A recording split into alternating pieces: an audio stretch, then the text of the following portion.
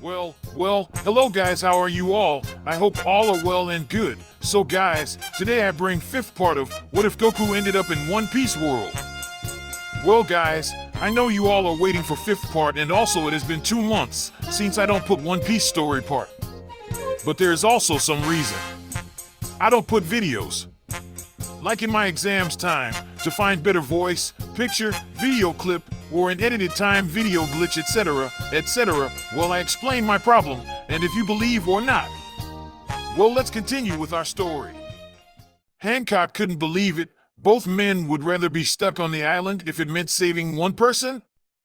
Hancock had reversed the petrification on the woman, and she was excused from the arena. Both Goku and Luffy thanked Empress Hancock for returning the woman back to normal, but Hancock just looked at them and then went into the palace. Sonia, Marigold please escorts them into the palace now. Hancock said. Of course, big sister. Marigold and Sonia said. Goku and Luffy walked up to the palace and was told to wait by Hancock as she went into another room. Marigold and Sonia were talking to each other silently when Luffy started talking to Goku aloud. So you defeated them both, huh?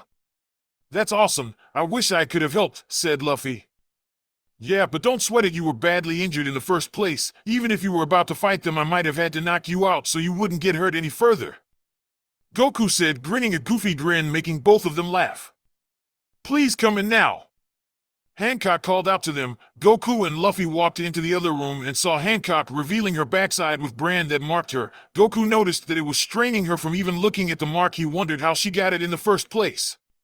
Hey, I've seen something similar to this mark. Well, it's not exactly the same as the one I've seen before.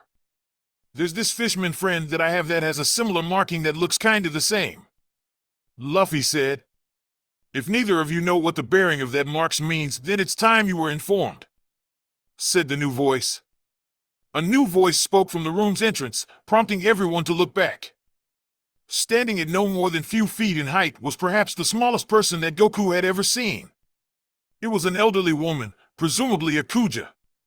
The old woman also held onto a cane that was in fact her own snake, while her other hand had in its wrinkled grasp a newspaper. She's even smaller than Krillin. Goku thought to himself. Elder Nyan. Marigold and Sonia shouted together. A scowl set on Hancock's face. You again. Where did you? Your name is Monkey D. Luffy, am I correct? Nyan said. Yeah, how did you know that? Luffy asked her. It would be nearly impossible to not recognize the boy who struck at a world noble. Nyan replied along with gasps being heard by Hancock and her sisters. A world noble? Hancock replied in disbelief. Who is a world noble? Goku asked out loud. All heads looked towards Goku as he finished his sentence. How can you not know who the world nobles are? Asked Nyan questionably. Goku said, scratching his head nervously now. Looks like you've got a lot of explaining to do. Nyan said. Yes, but before doing so, can someone explain to me who are the world nobles and are they strong? Goku asked Nyan. They're a select group of nobles whose ancestors were said to have created the world in their own image. They hold more power than anyone in this world and have the backing of the entire military at their beck and call. They abuse their power to enslave anyone they please, be they human, pirate, fishmen, or even mermaids. Nyan told the Scion. Goku angrily clenched his fist up. Those people should pay for what they have done to those slaves. But I want to take them all on right now to see how powerful they are. Goku said as he grinned at the idea of taking on the most powerful fighters in the One Piece world. But Goku, how will you take them all on? You could barely take on Marigold and Sonia even when you went full power? Hancock asked Goku. Heh. Well, you see. Goku said as he scratched his head. Goku told them that he was only 15% of his full power. 15%? Everyone yelled. You mean to tell us that you were fighting at 15% the entire time? Marigold and Sonia said in shock. Yeah.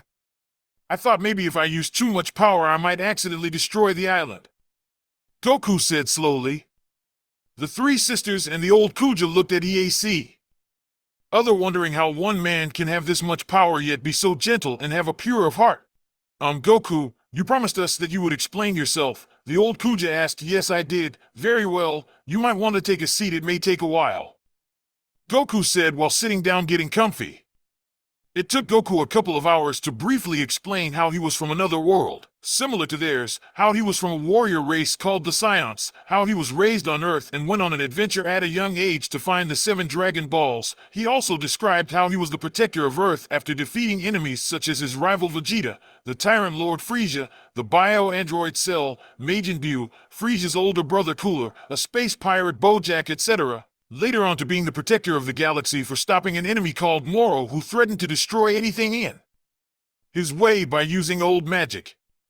He finally ended it by explaining how he was celebrating with his friends over their victory against Moro when he was accidentally wished away from his world into this world, the One Piece world.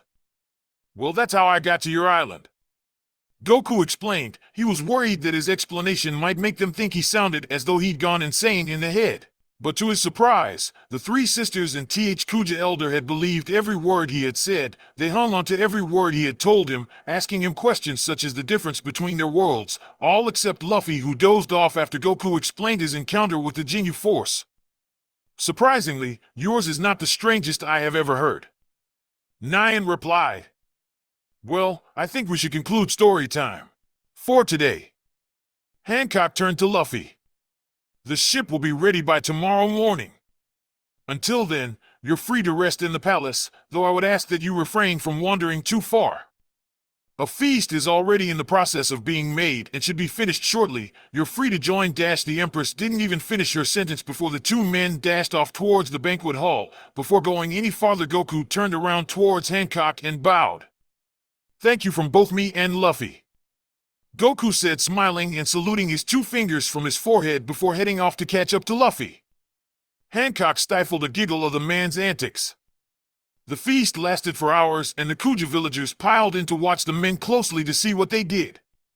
Hey Goku, want to have an eating match? I've never lost once. Luffy grinned. Same here then. Okay then, let's go. After a few minutes of non-stop eating, the victor was Son Goku with 85 plates full of food empty, while Luffy came up with 62 plates full of food empty. How can you eat so much? Luffy said with stars for eyes.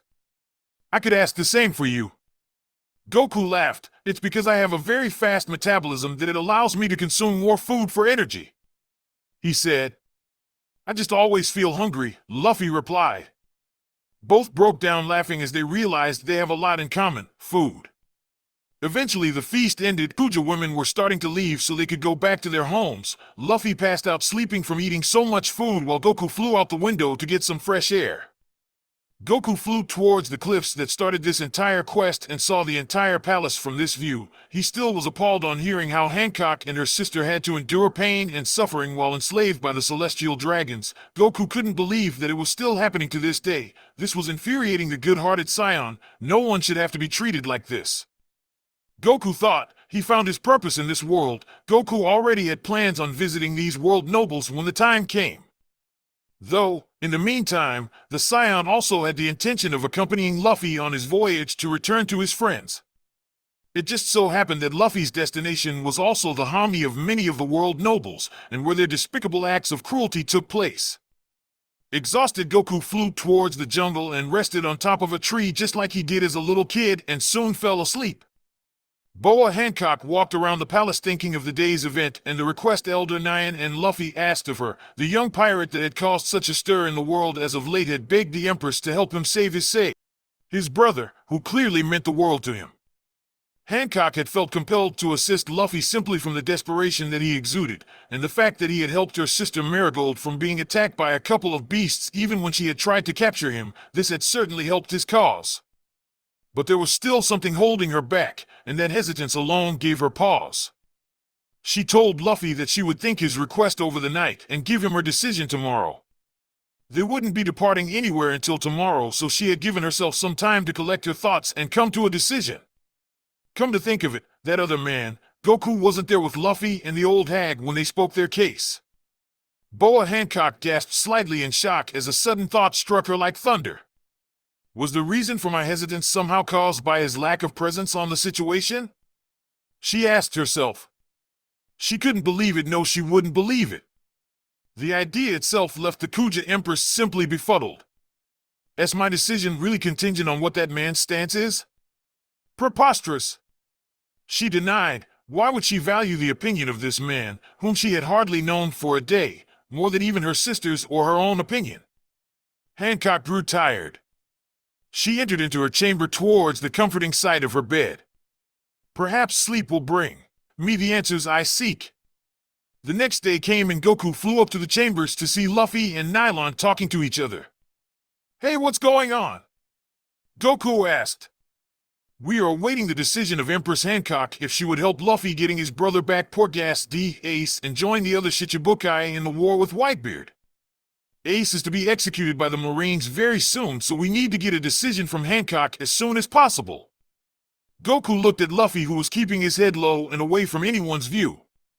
Those Marine fools! Elder Nyan spoke with clear distaste in her voice. I can't believe that they forced a confrontation with Whitebeard of all people. Neither side will walk away without casualties. What were they thinking? She said. I would wager that there wasn't much thought involved in the first place. Hancock's voice was heard as she entered the chamber behind Goku. She averted her eyes when they met Goku's and began to fidget under his gaze. Hancock, so are you going to help me get my brother back from Impel Down? Luffy asked, looking up now. Hancock had the entire night to think over Luffy's request, but still hasn't come up with a decision. Before the Kuja Empress could make out a proper reply, Goku stepped forward, lightly, blushing Luffy to the side. Hancock met the Scion's onyx deep eyes and found herself strangely fixated with their depth. Hancock's legs began to feel a little weak and her face slightly warm. I know that this is a rather huge favor to ask, but could you please help Luffy? He asked the Kuja Empress. If only it were so easy. Elder Nyan thought to herself wearily. She knew how difficult it was to persuade Hancock of anything that she was reluctant to do. The woman's personality suited only to her needs and that of her sisters, but not much beyond that. I've been trying to convince Hancock in responding to the government's call for the Shichibukai ever since they sent the notice, but she's always turned me down, despite knowing the jeopardy that she puts our country in for her negligence. They even sent a vice captain to personally convince and escort her back to Marineford. She said to the two men. A light blush dashed across Hancock's cheeks, making her usual beautiful features even more mesmerizing if it were possible. If that is what you truly wish, then I shall go wherever you desire. The Kuja Empress's declaration threw the sisters and Elder Nyan aback with sheer surprise. They started open-mouthed at the spectacle that was their empress, acting like a love-struck schoolgirl. All right! We're going to save my brother Ace, yelled Luffy while jump up and down out of pure joy. Goku smiled and took Hancock's hand and shook it. Thank you very much, that really means a lot to Luffy and me. He says to Hancock. This causes the Empress' face to turn red and blush even harder. After he lets go, he joins Luffy in his celebration. Elder Nyan looked as equally perplexed as the Kuja sisters, trying to rationalize the strange scene. She looked closely at Hancock to gauge her face and reactions. The Empress had a look of fawning on her features, and a faint red hue stained her cheeks. Her eyes would shyly peek at the man called Goku when he wasn't looking, and she constantly toyed with her fingers. It was an action so unlike Hancock. What could have brought about this sudden change of character? Nyan asks. Realization struck the elder like a bolt of thunder. The elder Kuja gasped. Of course! Hancock is suffering from lovesickness. It's the only explanation. Nyan thought to herself. If her hunch was correct and Hancock did indeed suffer from lovesickness, then Hancock would have no choice but to comply with the wishes of this Goku, lest she fall victim to the same condition that ended the life of her predecessor. The elder's swollen lips thinned tightly with worry. Ill need to speak with Hancock before she plans to depart. Thankfully, her decision to help the Straw Hat Boy happens to coincide with the benefit of our country's livelihood. Nyan said. Helping Luffy meant that Hancock would need to appeal to the call of the Marines, which would therefore prevent the world government from revoking Hancock's position as a Shichibukai. The elder heaved a weary sigh as she leaned on her staff. She then looked at the orange-clad Scion warrior that had somehow found a way to bring out a softer side of Boa Hancock, other than her usual cold and hard demeanor. I don't know how you did it, but you actually managed to warm your way into Hancock's heart. That was something that I had feared was lost forever in her deeply troubled past. For our Empress's sake and that of our nation, I pray that you aren't the type of man who would take advantage of this.